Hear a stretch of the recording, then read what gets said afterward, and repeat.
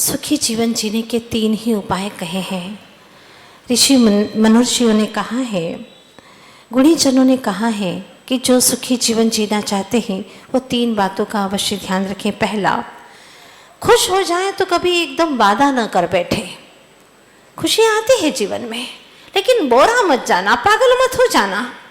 जैसे राजा पद्म ने बलि, बृहस्पति, मयूची और प्रहलाद इन 4 मंत्रियों से प्रसन्न होकर के वरदान दे दिया, और उस वरदान का अंत तो गत्वा महाभयानक दुष्परिणाम भोगना पड़ा।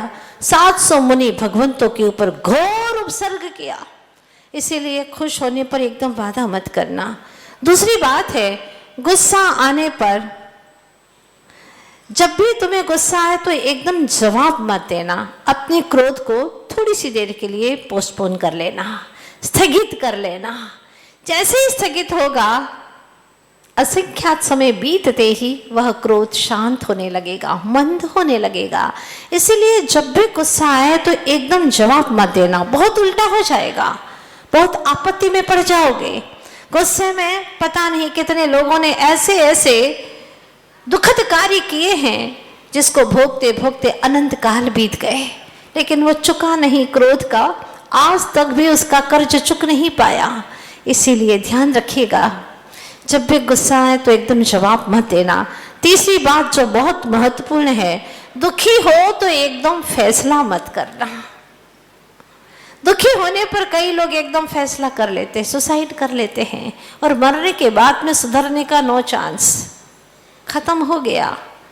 मरने से हमारे कर्म नहीं मर जाते, हमारे दुख नहीं मर जाते, हमारे जो दुख है, पीड़ाएं हैं, संकट है, विघ्न है, वो मिटते नहीं हैं, मरते नहीं हैं, वरन और ही ज्यादा पनप जाते हैं। क्योंकि अकाल मरण करने से, सुसाइड करने से परिणाम बहुत आकुल व्याकुल हो जाते हैं।